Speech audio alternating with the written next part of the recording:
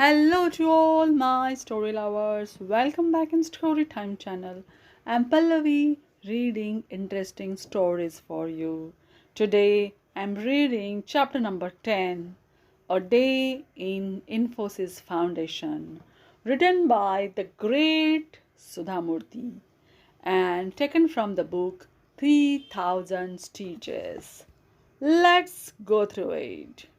Shobha is one of my school friends.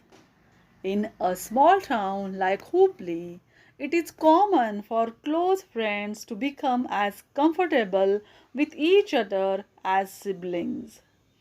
As life usually turns out, we walked down different paths and Shobha settled down in Hubli while I moved to Bangalore.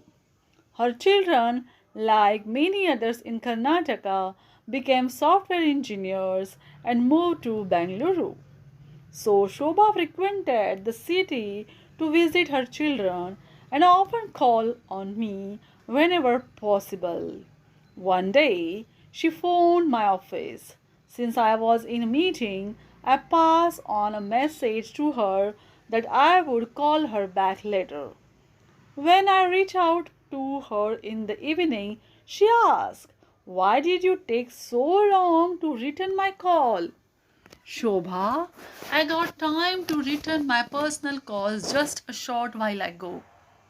I know that you are very busy, she said, sounding a little concerned. But it's so difficult to reach you when I want to. Sometimes you are at work or traveling or out of an appointment even during the hours when I think you might be at home. I only wanted to invite you for my grandson's first birthday. It's on Monday, and you must come at whatever time is convenient for you. Oh, Shobha, it is almost impossible for me to visit you on a working day, especially Monday. Can't you spare 1 hour for a close friend? Asked Shobha. The way only old friends can do. I know that you are the chairperson of the foundation and you must be having visitors all the time asking you for grants. But you can always reschedule or refuse to meet them. They will come again, I'm sure.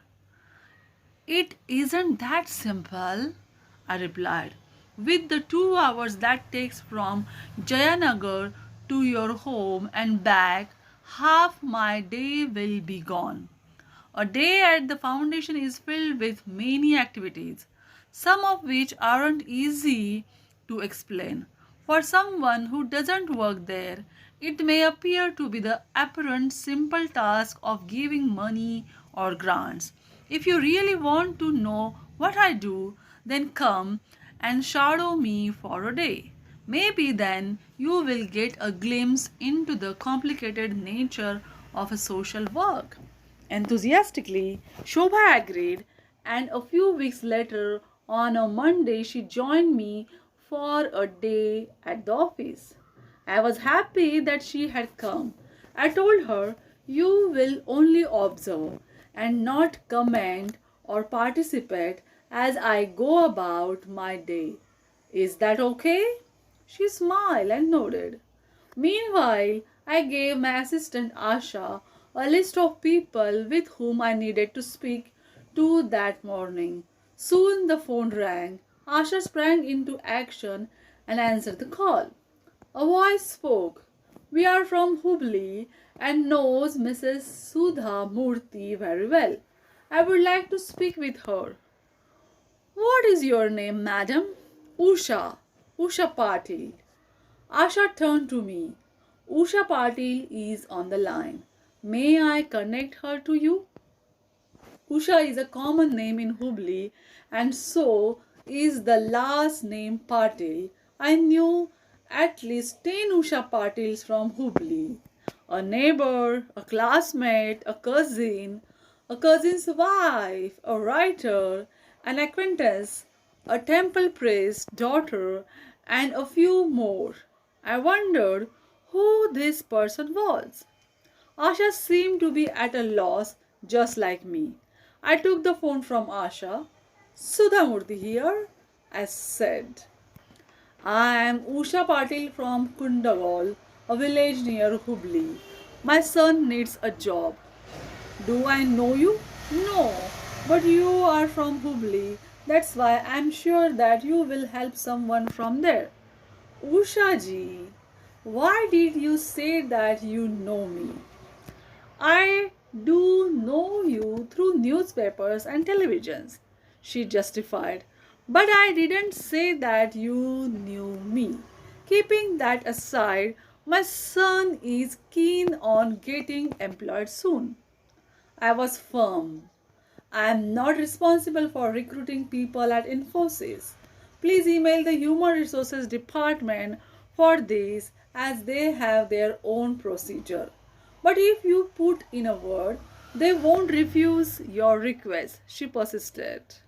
I'm sorry, Ushaji, but this is a matter of hiring professionals, and employees are hired only after interviews and tests.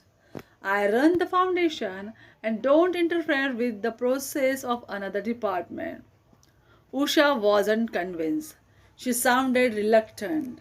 Then will you give me the details of an appropriate contact? You can send the resume via email, I replied. Please hold on for a moment while I find a pen and take down the email address.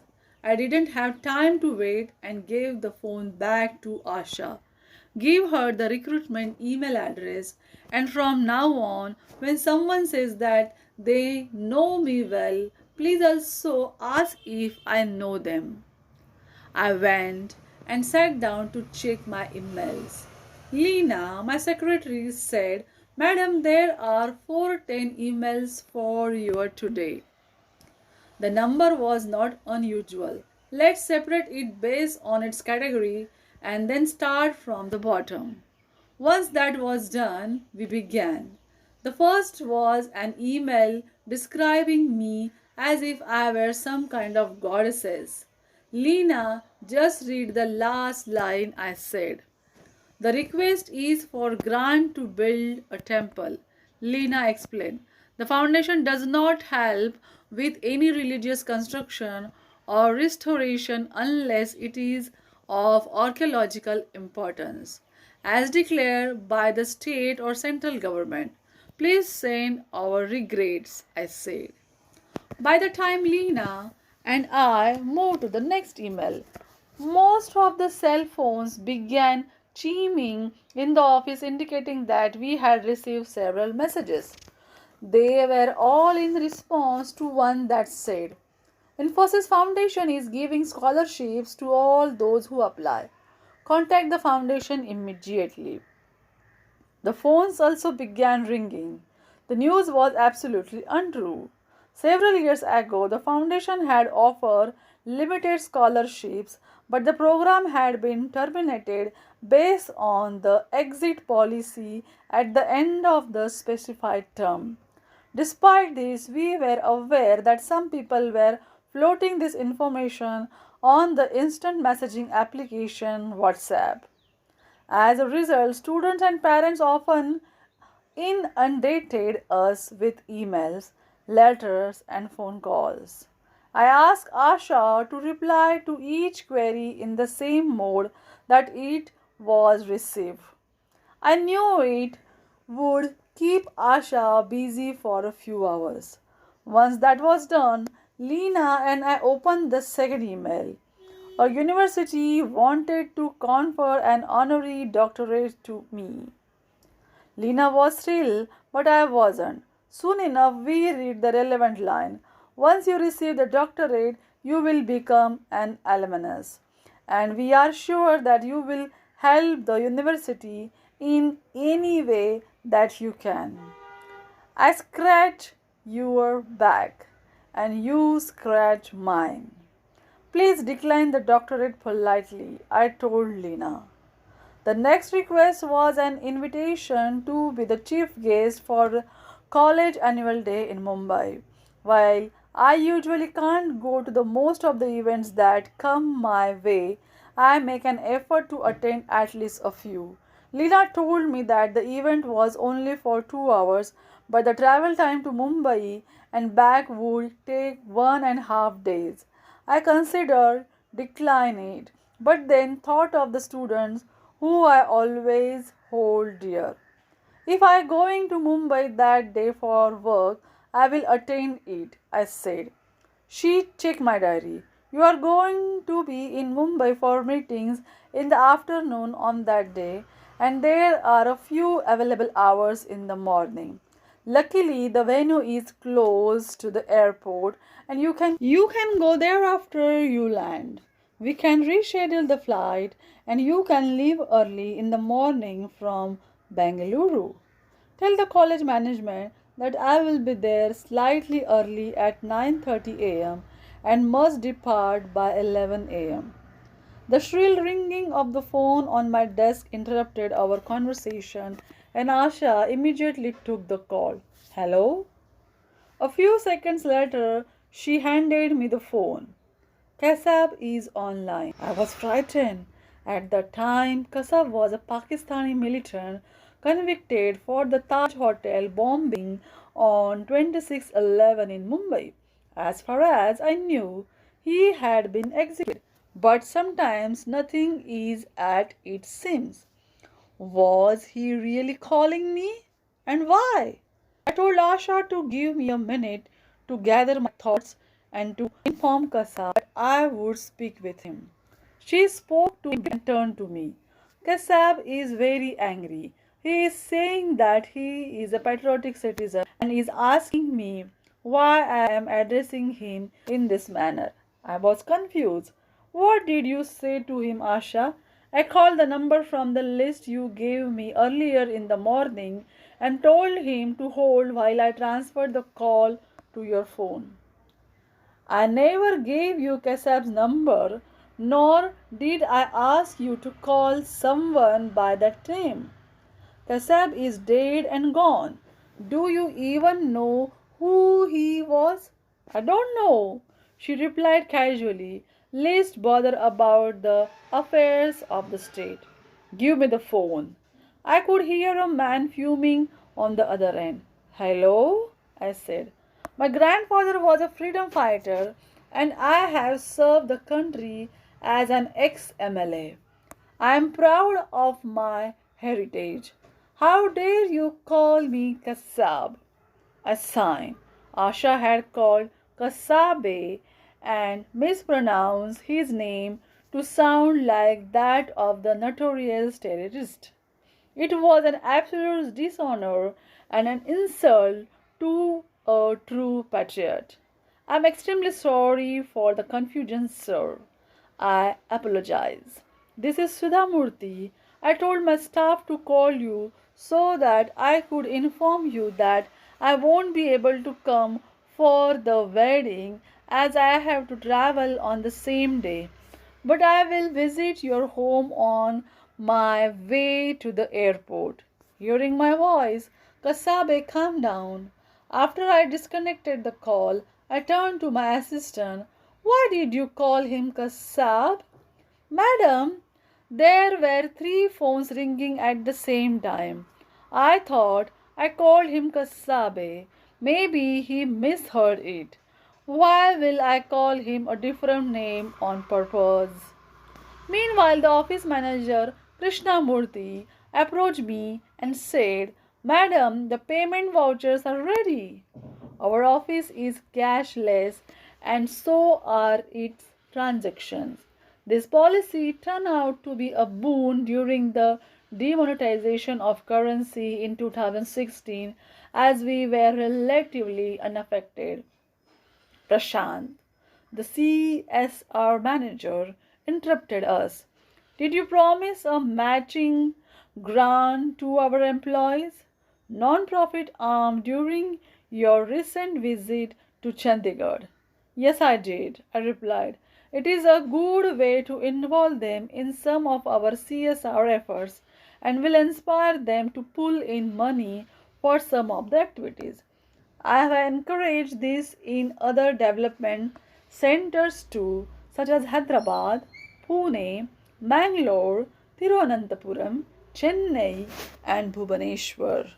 Prashant's forehead creased with obvious worry. We are overshooting the allocated funds for this year. It doesn't match with our plan for the year. Please review our latest budget. I understood his concern. Prashant monitored the finances and kept a close eye on the budget. We will manage it. It's better to have deserving projects in the pipeline than to worry about the budget. We can request for more money if needed. There are projects that may get delayed or aren't ready yet, so there is no need to worry. Since I was once a professor, I often talk like a teacher to everyone in my office. Most of the time, Prashant and Shruti, the program director, end up being the target of my wisdom sharing talks because they are responsible for the annual balance sheets and reaching our CSR goals. Despite my regular interventions, they were often apprehensive when our commitments exceeded the finances in hand. The next phone call was from the management of the Bannerghatta National Park for a grant update. During the past summer, we had learned that the animals there suffer from an acute shortage of drinking water. The authorities had constructed a tub for the tigers to sit in but the water had to be changed every few days to avoid infection and disease. Tigers were difficult to treat when they were unwell, and hence the caretakers were always wary about the water. So I called one of our contractors and instructed him to dig bore wells in accessible areas and also construct an overhead water tank. Many tried to dissuade us due to the lack of water in the area, but we went ahead anyway. We had to try for the sake of the animals. The call was to inform us that there was plenty of water in the borewells. The animals would finally get enough good quality water and remain free from diseases as much as possible. I thank God for this great gesture. I glanced at Lena. She was still busy sorting the emails into various categories such as travel, pending, appointments, regrets, and new initiatives. Everyone was immersed in their work. At times, I feel like I do not have much to do as most of it is appropriately handled. Only a few new proposals, exceptions, and escalations usually come my way. It was time for Shruti's appointment with a visitor. She went upstairs to the conference room for the meeting while I began scanning the snail mail kept for me even as the phones kept ringing. After a few minutes, one of our contractors called an urgent update. Madam, he said, some workers went on holiday a week ago and haven't returned yet. If we have to work with the existing workers alone, the project will be delayed by 1 month. You can't do this, I protested. I have already invited the Chief Minister for the inauguration and everything has been planned. You must finish it somehow.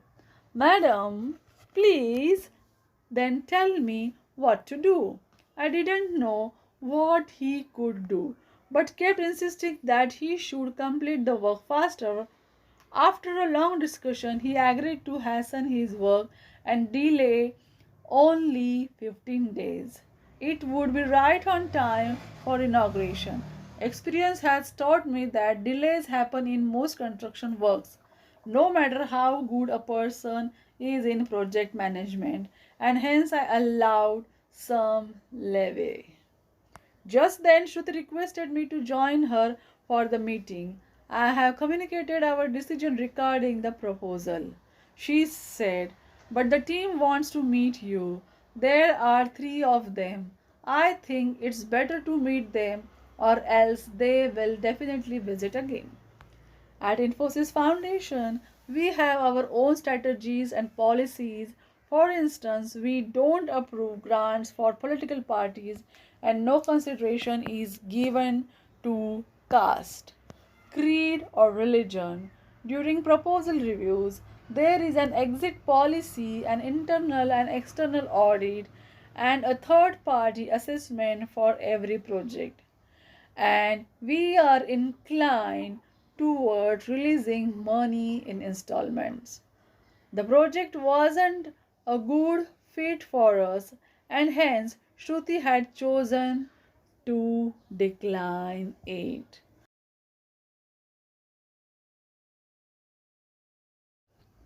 Now, guys, we will stop here. The next part we will conclude in the next video. Thanks for watching.